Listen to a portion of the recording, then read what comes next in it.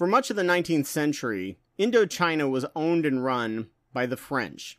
However, then the Japanese invaded, running the French out. Ho Chi Minh, a socialist but also a revolutionary, actually teamed up with the US to help fight against the Japanese at the time. In 1945, Ho Chi Minh announced that Vietnam was now a sovereign nation and was breaking away from French Indochina, who, fresh from World War II, countered and started the First Indochina War of 1946 to 1953, where the North Vietnamese won and the area was divided up between Communist North Vietnam and French-owned South Vietnam. I highly recommend Armchair Historian's video on the view of the Vietnam War through the eyes of the Northern Vietnamese, as they were absolutely baffled and confused as to why we were even there. The agreement said that elections should be held to reunite the nation and allow people to decide if they wanted to go capitalist or socialist. These elections were supposed to be monitored by Canada, India, and Poland so that they could be free and fair, with no side putting a thumb on the scale. In 1955, the president of South Vietnam, a dictator and tyrant who rigged elections, said they had not signed the agreement, so no elections would be held. This caused the Second Indochina War, which America, of course, got into. The North Vietnamese government did land reforms and political executions just as Lenin did,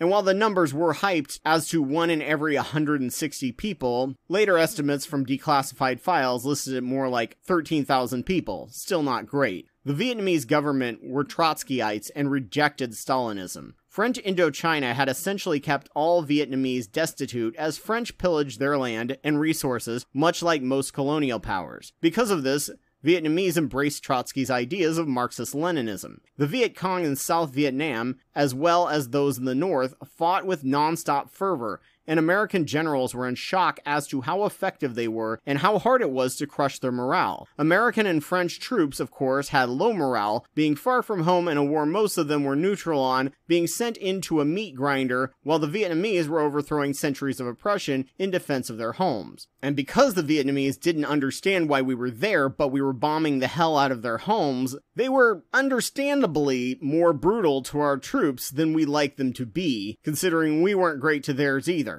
Ho Chi Minh's reign saw constant war, so holding him as a brutal tyrant is hardly fair any more than most war-torn leaders. After the two Indochina Wars, which saw them fighting alongside Laos and Cambodia, Ho died in 1969, never knowing peace. Cambodia was a strong Maoist, and the Khmer Rouge slaughtered 1.4 million of its own people and Vietnamese soldiers until the Vietnamese army finally toppled it. After this, in 1979, China invaded Vietnam and had to defend itself from China, who was angry about their toppling of the Khmer Rouge. It was a retaliation, and then immediately left, showing them that the Soviet Union could not protect it from China anymore. After that point, the US convinced China to embargo Vietnam, leaving it pretty much on its own, with Agent Orange in the south, making its fields barren, and the north bombed into the Stone Age, and landmines and unexploded ordnances everywhere. In 1986, there was a reshuffle in the government, and Vietnam believed it needed to go through a free market period, like Marx predicted, to get education and infrastructure up and running. They joined the World Trade Organization and are expanding economically. The party has, from what I can tell, free and fair elections, though freedom of speech is more socially repressed than politically. Most political prisoners are exiled, while around 100 are held in prisons awaiting deportation.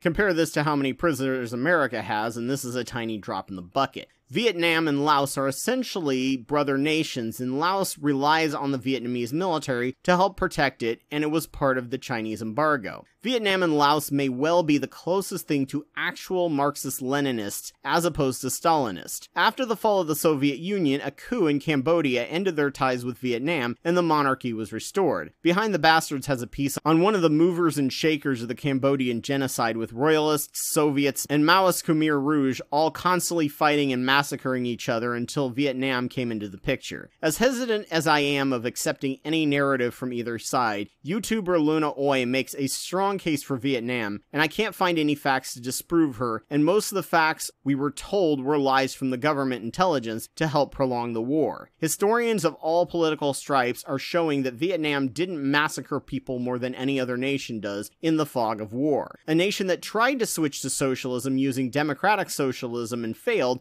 was Chile. The Communist Party was outlawed for a decade, but then came back into power with the socialists in 1970. They had all the rights and freedoms the US had at the time and began working to try and shift over to a socialist nation with a planned economy. Of course, this disrupted the markets and caused a recession, because no capitalist nation would ever accidentally end up with a recession. That could never be. The last thing the US wanted was a positive socialist nation to be an example for positive communism, so they helped the fascist-like Pinochet stage a coup deposing President Salvador Allende. According to some scholars, Pinochet was not technically a fascist, but he still ruled via terror. Part of the reason is A, he didn't adhere to a mythologized glorious past, and B, he was essentially a puppet client state and could not expand. Up to 3,000 people were murdered and 80,000 were brutally imprisoned and abused, while 200,000 were tortured. Chile had 17 torture centers. Pinochet was also the first to institute neoliberalism and was praised by Milton Friedman as the ideal economy,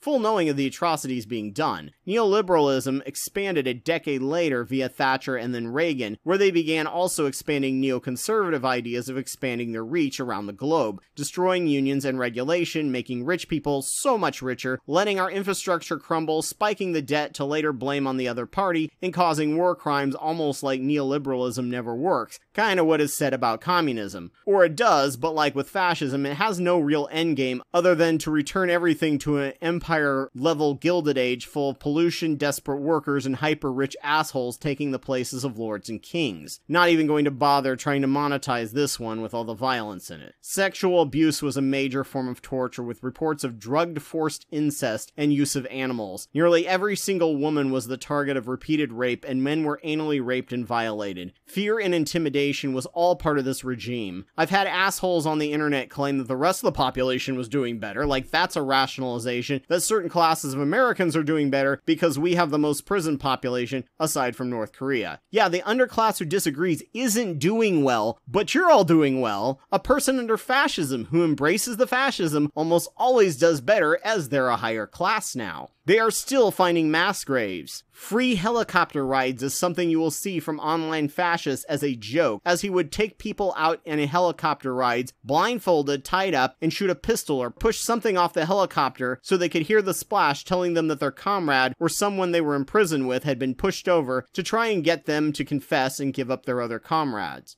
The left regretted not arming the working class to protect them from the coup and terrorist state, and too late ended up creating a resistance guerrilla army. Pinochet pushed a 1980 plebiscite, changing the constitution, and then failed somehow to win a 1988 plebiscite, where 56% no longer wanted him as a leader. When you screw up rigging an election that badly, you know you got problems. He still led the military until 1998, where he retired but was arrested for the torture of 74 Spanish citizens by a Spanish court. Only in 2006 did the military accept responsibility for their actions. I guess if anything, Chile showed all the other socialist nations that if they want to stay in power, they need to use equal force and brutality, or America will make sure they can't survive by being nice. Only capitalist empires get to have the Bill of Rights and Freedoms for all. You want to do that as a socialist nation, your ass will get cooed. Both of these were tragedies that never ever needed or should have never happened. But the US couldn't have a functioning, free, fair socialist nation to point to. If anything, Chile pointed out that the only way to keep a communist state was to suppress any dissent, or your nation would be flooded with propaganda and misinformation and spies to foment rebellion. Not even the cherished democracy could win, showing the socialist people that America only cared about the right kind of democracy, not the actual will of the people. But we should have seen that with basically any voting rights for blacks, with Jim Crow, or rights for the natives. The riot is the voice of the unheard, and violence and suppression is the only other option when you realize even when you follow all the rules set by your opponents, and it's still not good enough, why bother follow their rules, as their moral high ground is just BS.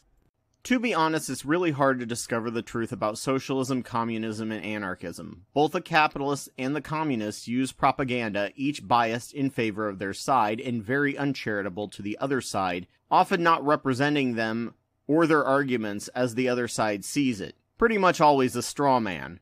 If I have said anything that you can debunk, please let me know, and if it's dramatic enough, I will upload a new video to cover it.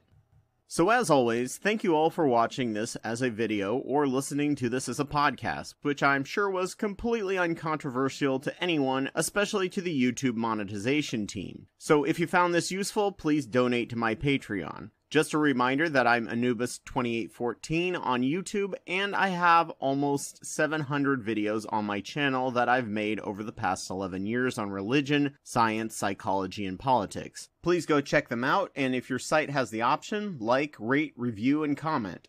A special thanks goes out to Kendall Copperberg, Ogrel, Elias Garcia Guevara, and Joe Taylor for their $10 or more Wapawet level donations. I'm always humbled by the fact that they find my work worth funding and worth driving me forward. Thank you all. Please consider donating to my work if you can, and thank you all for listening.